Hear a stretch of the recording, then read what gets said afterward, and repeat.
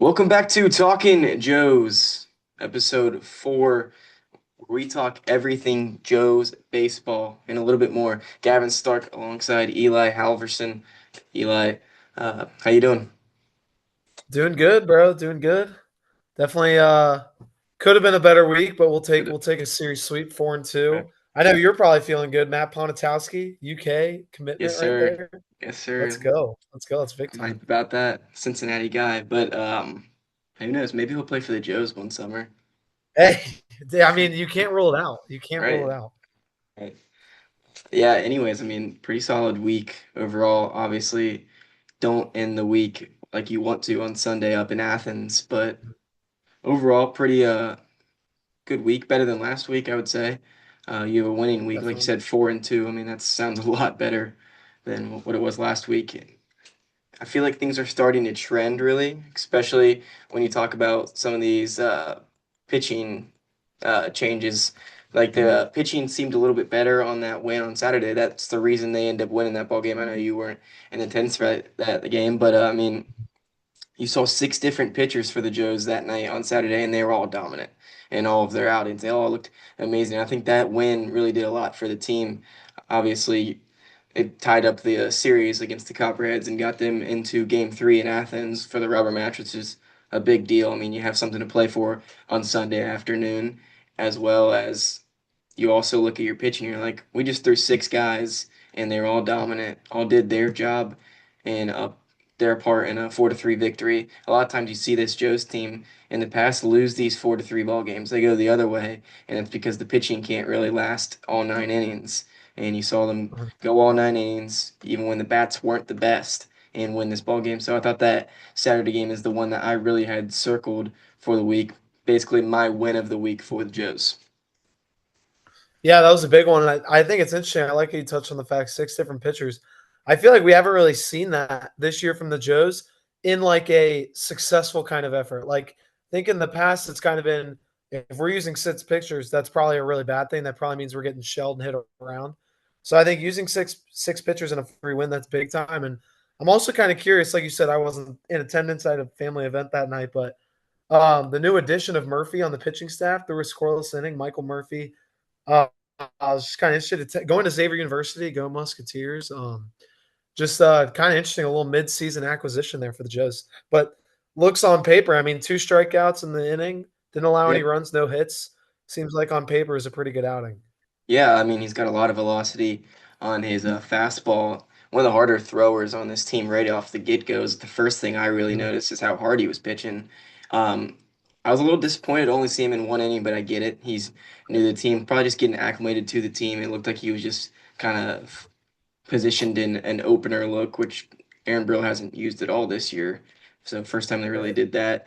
He got an inning with the Joes and looked good. So I think he did his job. And then you talk about pitching that game. Dean Brown steps in and goes 4 2/3 and looks flawless. He gives up 4 hits in the entire outing, which is, I mean, really good stuff from Dean Brown. He's continued to just have a really, really good season and honestly pretty quietly. I mean, Yeah. Yeah, I would agree. this is one of the guys that when this team is in the playoffs, as it looks like right now, they're in playoff position. So we'll say when they're in the playoffs, Dean Brown's going to be a guy that's going to be playing in those big games, and look, they're going to lead him to go at least 5 innings, and I think he can. He's showing that. So I really liked what I Yeah, I saw mean, from Dean Brown. you look at the innings on the season, he's third on the team behind you got Bilo and Dale Ellis, but he's even surpassed Carson Brower now on the year in innings. And it's almost kind of been like, at least recently, in more of a reliever kind of role. I think Yeah, he kind of started the year as a starter, but I think his last two outings have both been in relief, and it's almost long relief. It's not like he's coming in the eighth or the ninth, coming in for an inning. He's coming in I think in the 4-3 game, he came in kind of early in the game, threw yeah, about second five inning. innings. Yeah, second inning, he comes right after Murphy, kind of puts away any hope for the Copperheads. Does a really good job, and I think the outing before that, he was probably came in and I want to say the fifth or sixth inning, and he was in till the ninth. I mean, and I kind of like that. I think he's someone who's a really good option.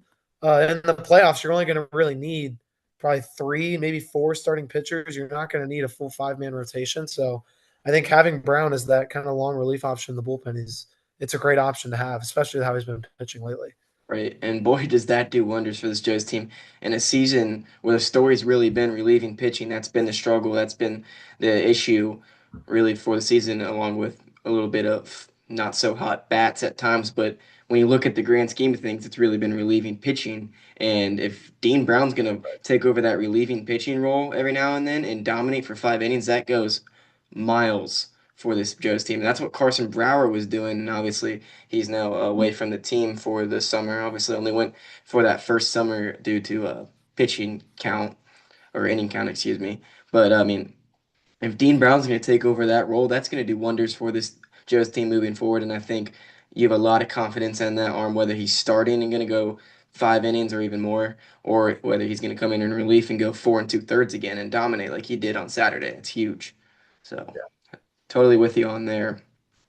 But we'll get into a little bit of a review from this past week, a little recap of the week. It was started off a really dominant week for the Joes. They were sweep the Grand Lake Mariners, another series win against them. Only lost one game to them all season, so shout out to the Joes on dominating the Grand Lake Mariners throughout the season. Big series too. I mean, that's a team that's in the South Division as well. So he started off with the Joes on July 1st. They went in and walk-off fashion, an amazing game from start to finish. Really just a back and forth barn burner the entire time. And Jordan Taylor got the start on the mound for Hamilton, and the defense immediately made it a presence felt after a leadoff walk, a foul pop up, fell into an awkward spot between third and left field. But Miguel Correa, a guy who I'm going to continue to talk about his defense. Miguel Correa has been brilliant with his defense. I mean, he's looked great at second, looked really good at third base as well. I don't you really put him wherever you want, second or third between those two, and he's also got 2 home runs. His power just starting to be shown more and more throughout this season. I think he's a for sure bat that you want to have in the lineup in those big marquee games moving forward later in the July month. But anyways, team dominates really feels like the entire game, but Grand Lake found themselves in a spot late in this ball game, and Cody Miller would come in and pinch hit, and let's just say it was some brilliant work. He had a meeting with Brennan Hunt at third base before his at bat, and he ended up laying down a bunt, scoring Correa, and Correa from third scores Correa off of a beautiful bunt. I think he was even safe at first, so they counted it as a hit for um, Yeah. Cody Miller. So it was a walk-off hit, really, but he laid down a perfectly placed bunt and a huge moment to just come in the game and lay off a walk-off bunt. It was unbelievable, and I think it was huge for his confidence moving forward because later in the week you saw him play a lot more than he really had been before in the season. Kind of was in and out of the lineup every other day, it felt like, and later on this week, I mean, I noticed Aaron Brill was trusting him more and more. He saw the confidence in Cody Miller, and I saw it too as well, watching the game from just the broadcasting booth. I mean, this guy has shown a lot more confidence with the bat. On Sunday, had a couple hard hit balls, but Cody Miller, he also hit a double later on in the week. I can't remember exactly what game that was, but he's looking better and better. And I think that bunt, that walk-off bunt was huge for his confidence moving forward in the season. So expecting big things from Cody Miller moving forward. But anyways, Joe started off the week in the best way you could start off, really, Eli. I mean, with that bunt, it was perfectly placed, and the Joes got a huge game one win against Grand Lake. And moving, Yeah. I mean, you talk about coming into a tough spot. I almost feel like when you're coming in as a pinch hitter, I almost feel like it would be just as hard to lay down a bunt, if not harder, than just if you're swinging the bat freely. I mean, that's a really tough spot to come in if you're Cody Miller. And I mean, it was perfect. Like you said, base hit, scored the run. And I mean, I also, when we're talking about that game, you got to talk about Brett Denby. I mean, just unbelievable performance. He started the game off. Well, actually, first of all, to set the scene for anybody who wasn't aware, Denby had missed a few games with food poisoning. He had gone home. He wasn't even with the team, I think, for a couple days there. He had gone home back to New Albany, Indiana. He wasn't traveling. Just, I mean, really rough kind of reset in the season when you get food poisoning in the middle of the year like that. He comes out right away. His first game, first inning, top of the first, makes, I think, something that we agreed, one of the better catches you'll ever see on a baseball field. I mean, that was unbelievable. I couldn't even believe he caught it at first. Then he obviously flips it to first, finishes off the double play in the first inning, and then kind of set the tone. I mean, Denby comes out, goes 4 for 5. He had the triple in the eighth inning that I think scored 3 runs, came up with the bases loaded, knocks in a triple. You thought that would be essentially the dagger. Turns out it wasn't. Grand Lake came back a little bit, but still ended up finishing with a win. And I mean, that was just such a huge way because we talked about last week the Joes struggles to win these kind of close, tight knit games, and to come out right away, game one, face a ton of adversity. I mean, you get up, what was it? I think they got up 10-8, 10-8, 12-8. It was 12-8 heading into the ninth inning. Grand Lake comes all the way back to tied up at 12, kind of on your own errors. They didn't even get any hits. It was one of those innings where it was just all free passes, no hits. And I mean, it easily could have just been like, oh, here we go again, kind of the same old movie. But then the Joes came back, fought back, got that close game. And I think you saw that this week. I believe they went 3-0 in tight knit one run games. So I think you kind of talked about in the beginning with the tide turning. I think winning, finally getting one of those close games to go their way was huge, absolutely huge to start to get some momentum building. And I think we finally got some momentum going into another big week. Sorry, I had a little bit of microphone error there. I got a new mic, so still trying to figure this crazy thing out. But we'll move on to game two of the Grand Lake series, where the Joes and Grand Lake Mariners add a lot more runs. First game was 13-12. I don't know if we said that final score, but this game 9-9 ultimate tiebreaker, and the ultimate tiebreaker goes the Joes' way. But hard not to talk about really Christopher Roja in that ball game or in this ball game, in the 9-9 tied ball game. But Yeah. I mean, oh, you take it away. Take it away. yeah. Anyways, it just feels good, really, to have them go 9-9 in a ball game and actually win it. Go into that ultimate tiebreaker. If you guys don't know, the Grand Lake or Summer Collegiate or Great Lakes Summer Collegiate League has a little bit of a funky ultimate tiebreaker situation. You go to 11 innings and it's kind of a coin flip, and whoever wins that coin flip gets to choose whether they want to have defense or offense after that half inning. Whoever, if you don't give up a run, you win. If you're on defense, if a run's scored, obviously that team wins. Blah blah blah. But yeah, so they get into that ultimate tiebreaker position where they've lost before in the season, heartbreaking losses before, but they end up pulling this one off and winning the series off the ultimate tiebreaker. And really a big eighth inning from the Joes. Miguel Correa put his finishing touches on that eighth inning with a two-run single. This guy's bat's been getting better and better. We're bringing him up again already in the episode. I mean, Miguel Correa is really starting to show his strides and show why he is committed to Central Michigan for his next season in college baseball. Had a brilliant season at Thomas More, but now he's going to Central Michigan. He's been brilliant, and you see why. But Christopher Rojas just was talking about him earlier, and he went 3 for 6 in the leadoff spot. This guy is getting a lot of at bats, and he's doing a lot with these at bats. Whether it's just him getting on base uh, with just these walks, or like in this game, hitting these singles, getting on base, then stealing second a lot, and getting a runner right in scoring position in that leadoff spot. He's been in the leadoff spot, I believe, 9 games in a row or something crazy like that. This guy is glued to that leadoff spot. Aaron really likes him there, and so do I, as just a watcher of this Joe's team. I mean, he's been brilliant in that leadoff spot. And then Jackson Wang, he just keeps smoking the baseball, and he had 2 hits, including a hard hit double as well. So Joe's ended up winning that game in ultimate tiebreaker, and also Brendan Mullen did come in that game and put some huge strikeouts on the board as well. So it was really a team effort from the Joes in that game as they win in ultimate tiebreakers. But Eli, if you have any touches on that game before we move on to game three.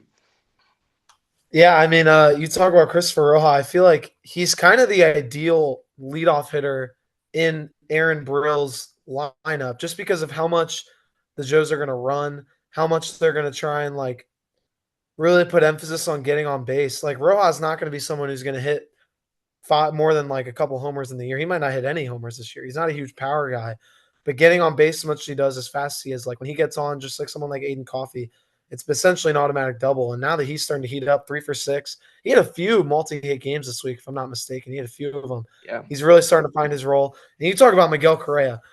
I think this is someone who is like really sneaky good hitter. He's only hitting 244 on the year, which is kind of astounding to me. I feel like 244 seems super low for him, but it seems super low because of how, how many times he will get RBIs without getting hit. The amount of sac flies he has, RBI putouts, RBI groundouts. He leads. I'm going to double check this real quick. He does. He leads the GLSCL in RBIs. He's got 24 in the year, one ahead of Kersey for the Locos, 24 ribbies. Not only leads the team, leads all of the league in RBIs. And then, yeah, Jackson Wang. I think he had another homer. We'll probably get to it in the Copperheads series. He had another homer. He's hitting 359 on the year. I mean, he's a legitimate MVP candidate. I know there's someone. I mean, Kersey's got 6 bombs for the Locos. He's probably going to be up there for MVP, but I mean, my vote would be in there for Jackson Wang. I don't think there's been a more valuable player at the plate for the Joes than Jackson Wang, as he's just been red hot essentially all summer. 100%. We're gonna start moving a little bit quicker on these little brief reviews on these games. But game three, the Joes finished off the sweep, an 8-3 victory for the Joes. Kind of a game that just felt like it was the Joes from start to finish at Foundation, uh, and that's really in courtesy of Michael Bilo. He climbed the hill for the Joes, and are we shocked he went and played amazing? Of course, he's had one really off game, and that was at Flag City, and that was just him couldn't really find the strike zone, was just struggling to find that. And this guy's been brilliant. His ERA now sits at 0.98. I mean, this is a like pitcher of the year guy It's for unbelievable. sure. It's unbelievable what he's doing. But I mean, Bilo just cruised through the entire game really and had this game in his hands from start to finish. Uh, he was taken out in the seventh, and then Dylan Kaiser came in for him. And Kaiser, a guy who continues to look better and better throughout this season, closed the door on the Mariners, and the series was ended in a sweep. It was a really good start to the week for the Joes. But I mean, Michael Bilo, you put him in that game three situation. I think we all kind of had that one as Joes were looking for a sweep for sure. Yeah. Huge Yeah. game. I mean, Bilo, there's just we've said there aren't even enough words that we haven't already said about how good Michael Bilo's been this year. Not only does he lead the GLSCL in ERA, but he's also done it while pitching the fourth most innings in the entire league. I mean, it's just comical how good this guy's been. Um, and then yeah, you talk about Dylan Kaiser. I think some big developments this week were just in general, kind of guys in the bullpen stepping up into bigger roles. I think Matty Helms had a really nice week, really nice bounce back week after he had kind of hit a rough patch in the summer. Dylan Kaiser really stepped up. I think when you look at this game specifically, he came in kind of just escaped a jam. I mean, it was looking rough. A lot of walks, wild pitches. They got a couple runs in. Dylan Kaiser comes in, gets out of that inning, and then ends up throwing 4 strikeouts, which isn't really his game. He's kind of more of a pitch to contact kind of pitcher. But he comes in, gets those 4 strikeouts, and seals the deal. And he's someone that I think we'll see a lot more innings as we get through July and into the league playoffs. 100%. So moving on to the second series of the week, started on July 4th, a little 4th of July action at Mhm. Foundation Field. And I mean, coming off of a series sweep, the Joes were looking to keep that momentum rolling. But sadly, Eli, your story was a little bit short on the 4th of July, and that's Yeah, because the Joes were dominated from start to finish from Southern Ohio. And it was really just started with a bunch of errors, 3 errors in the first inning for the Joes, just not really Joes like. And they ended up being dominated from this game from start to finish by the pitcher and starter for the Copperheads, Luke Bryant. I mean, he was really good from start to finish. I was really impressed with what he brought on the mound for the Copperheads. But, I mean, Joe's lost 11-1 in this ballgame. Just never felt like they were even in a position to really get in this game from start to finish. Just wasn't their day. Probably a little bit hungover from that series sweep, I guess, and kind of just got stuck in that position. But then, I mean, if you have anything to say about this before we go to game two, it's all yours. But yeah, it's just a tough spot to kind of be in. I mean, yeah, just wasn't ready to just weren't ready to play. I mean, you come out 3 errors in the first inning. I mean, that's just set the tone for a game where you end up with 5 errors in 7 innings. Just didn't really come out to play. And yeah, Luke Bryant was pretty unbelievable. I mean, some of those breaking balls. that would come in across the righties. I mean, it was like that's just brutally tough for as a batter with how he was dealing. But Right. yeah, just really tough. And I think we talk about errors. I think that was something that really killed the Joes in this series and their two losses were 5 errors in game one on the fourth, and I think another 3 or 4 on Sunday night in the 10-6 loss to the Yeah. Copperheads too. So something that's kind of been a problem this year, and I think overall it probably got better this week. But in their two losses, it was certainly a big thing of a point of emphasis in those two losses for the Joes. Right. The game too on the 5th, back at Foundation for another game, and the Joes were looking to force a rubber match on Sunday, position themselves for a Sunday evening little winner takes all series. And the Joes, they looked good from really this entire game. Michael Murphy, having his debut, started the game but only went an inning. He went I think 2 walks in that inning, but had 2 strikeouts, no runs scored, and a pop fly to end the inning. But then the ball was handed to Dean Brown, and Dean Brown was basically your starter as he went 4 2/3 of an inning doing Dean Brown things. Looked really good, giving up 4 hits in his 4 2/3 of an inning and two. So he did some good stuff and put themselves in a really good position when Justin Hovel would end the inning uh, in the 6th for the Joes. But then Jack Sissel, he would also make his debut as an arm for the Joes, and he looked amazing. 3 up, 3 down with 2 strikeouts and a ground out. It was like the quickest inning I've ever seen in baseball. Uh, Showed a lot of good things. And then Sam PC came in, towed the rubber, looking to make it a quick inning. And PC did that just that. He made a really quick inning, only facing 3 batters, just like the inning before for the Joes. So a really good position here. They're up 4-3 after a Jackson Wang single and then Miguel Correa hard hit single that would score Wang and position themselves at 4-3 going into the top of the ninth. And they went with their closing arm, guy who was really trying to find his stride, Matty Helms, and he went 1-2-3 again. So 3 innings in a row, 1-2-3 for the Joes to finish the game. It was like the quickest baseball game all season, and the Joes won it. Finally, they win those close games, though, Eli, where it felt like all season they were going to lose those close games because the bullpen couldn't really hang on, but the bullpen did more than hang on. They won in the ball game. Yeah, yeah, and I think I think that's really good point that you touch on. They win. Not only do they win the close games, but they do it in multiple fashions. You do it in the first 2 games against Grand Lake. Your offense, I mean, essentially has to kind of do everything. Especially in game one, you have to not only do you get a 12-8 lead, but then you choke the lead and you have to score more runs to then end up winning the game. But then Saturday, it seems like I mean, I obviously wasn't there, so I got to read your article that you wrote up. There you go. It looks awesome. And kind of the pitching has to carry the load. I mean, Sam especially, he's someone who's really kind of struggled so far this season, and so to see him kind of come out and have that good of an inning. Same thing with Justin Hovel too. And then when you talked about Matty Helms, I think he's someone that's really crucial because I think he's got a lot of really stuff. It's just finding the control of the zone has been the problem at times, like it has been for a lot of Joe's. So definitely really, really encouraging to see not only you win the close game, but you can do it both with pitching as your strength and at the plate as your strength as well. So very, very good for Hamilton. Yeah, that game just felt so good to really just win that one. But then we go to Athens, Ohio for some Sunday evening baseball at beautiful Bobrin Stadium. Different story for a different day. But Jordan Taylor climbed the hill for the Joes and got the start for them and kind of struggled a little bit after giving up two or what the first inning scoreless looked good, and then the second and third innings for the Jordan Taylor and the Geos was disastrous from errors and just hard hit balls and everything in between. The second and third inning is when the Joes lost this game. After a quick for the Joes like they do a lot of times, they were 3-0. Never saw that lead again after the second.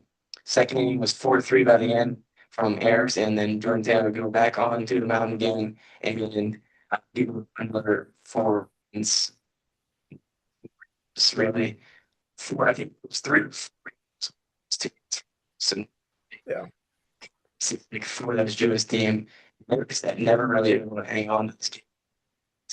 But anyways, the Joes end up just not being able to claw back into this ball game ever. But it's hard not to talk about Jackson Wang's home run that he hit in this ball game, his second homer of the season. His bat stays sizzling hot, and it's the one thing you can really take from this game and really look at it and hope that it just moves forward with Joe's. Everything else you kind of want to leave behind. Those errors, hoping they can stay in Athens, but that home run from Jackson Wang, going to need some more of that moving forward in the month of July. I mean, that was a bomb, a no doubter off of his bat. Batting 359 now. This guy is going to be an all-star. He's absolutely. I mean, he's got to be an all-star. He's putting up ridiculous numbers. Having an incredible summer. Gray had another great night, and something else I took away from this too. Evan Scott kind of came out of nowhere, stepped up in a big way out of the bullpen. He had two shutout innings, didn't give up a hit, kind of kept the Joes in the game, but ultimately it just wasn't enough.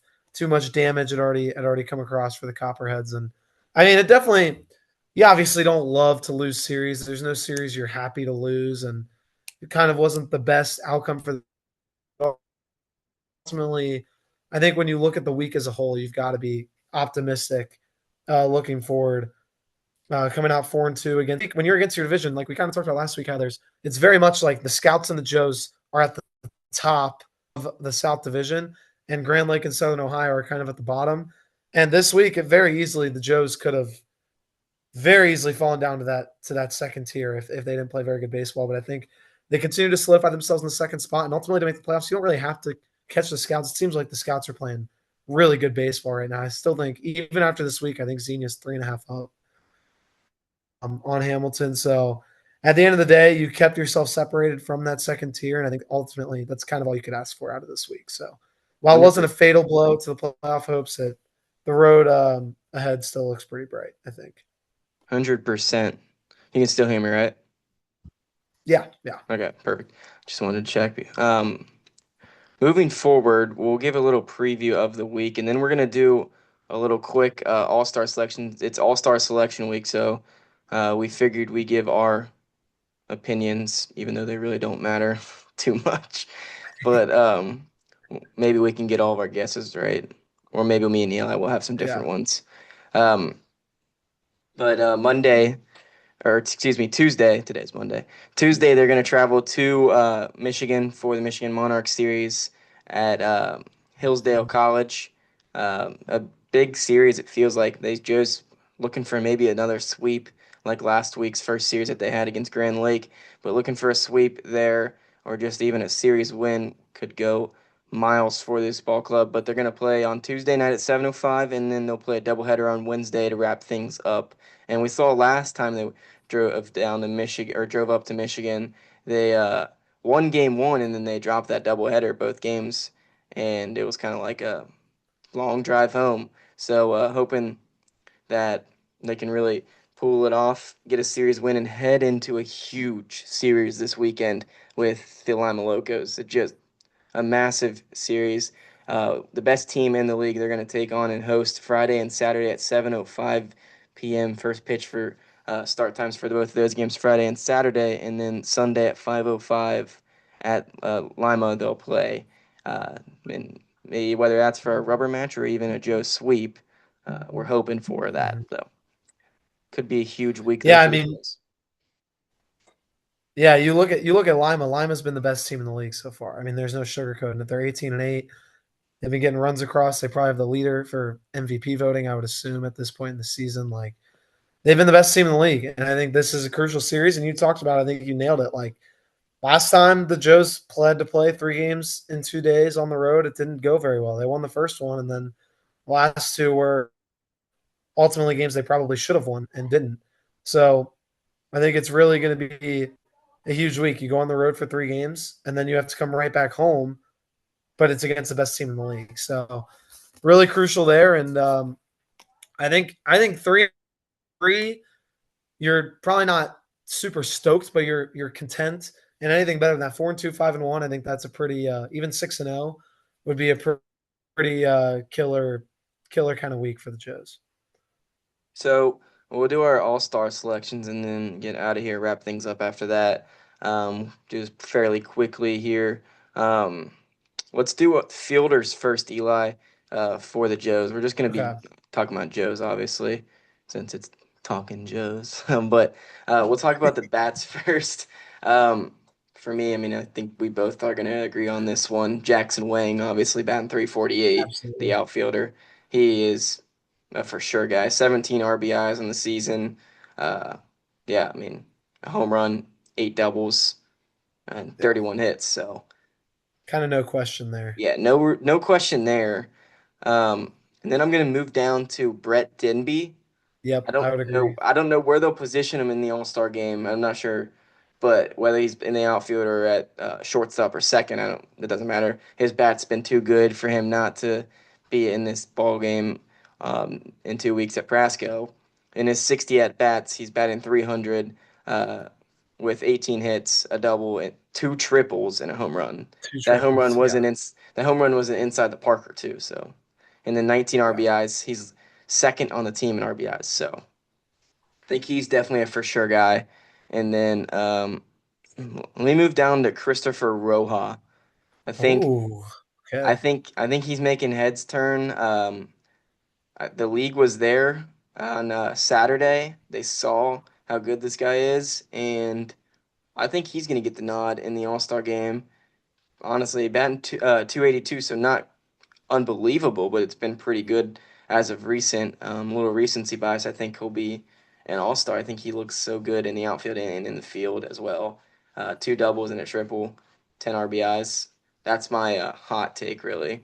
And then the last bat I'm gonna go with is not the best bat on the team right now, numbers wise, but Miggy Correa batting Yeah. 244, but he's got 22 RBIs. So like, how do you not let him into this All Star game as a I mean that I don't know. I You want to I do yours would now? I think I would agree. I think Wang obviously has got to be in there. I totally would agree on Denby. I like the Correa pick. I'm really interested actually to see if Correa ends up making it because I mean, I could hear the argument. He's only hitting 244. Like I could see why they wouldn't pick him. But at the same time, bro, there's just no way that Miguel Correa is not one of the best players in this league. I don't care that he's hitting 244. He has 24 RBIs, 21 hits.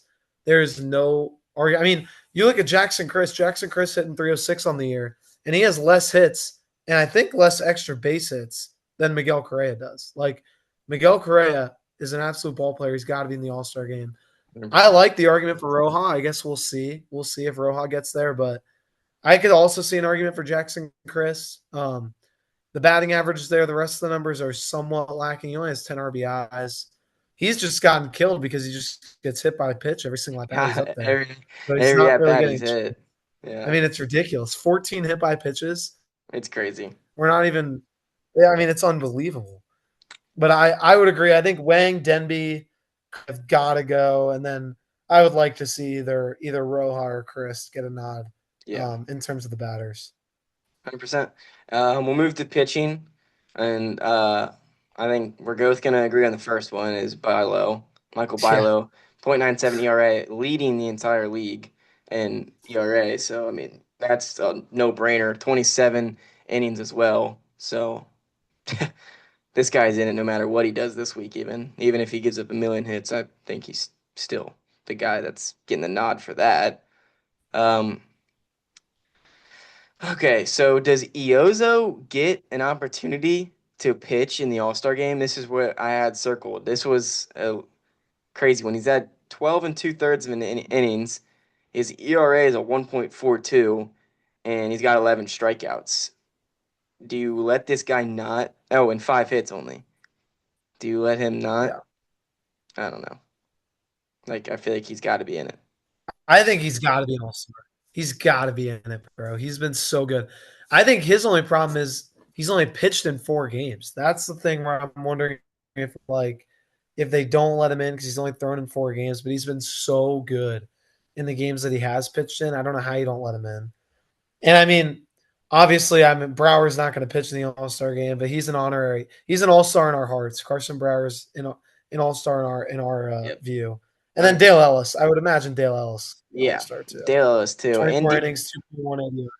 Like he's And got to be. Dean Brown has a chance. I think, even though his ERA is a I 3.85, think yeah, I can see it. With 18 innings pitched, I think he has a chance for sure. But other than that, I Yeah. think that's really the pitchers. I mean, Brendan Mullins Do you looks think really Helms good. gets a chance? I think Helms does have an opportunity for Helms, sure. Yeah, definitely. 1.63 ERA, 12 strikeouts. He definitely has a shot. He definitely has a shot.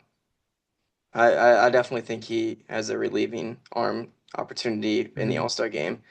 And then another reliever that I'll talk about real quick is Brendan Mullen. I mean, his ERA is not the best, but he had a really rough start to the season. I think he's Yeah. looked so good. He's been one of the best relieving arms for this Joes team in the last his last four outings that he's had. So maybe him too. I I mean, I feel you can't do this on the website, but I wonder if you cut out like his first 2 outings or maybe his first 3 outings from the stats, like what would his ERA look like? Because I would imagine it would be under 2 at Yeah, least. Because you're right. I mean, he's been so much better since the slow start to the year.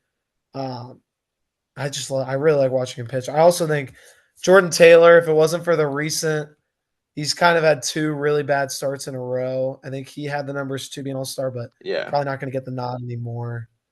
Um, I really hope Iozo gets in, or Iozo. I hope Iozo gets it because if he doesn't, that's a travesty. That's an absolute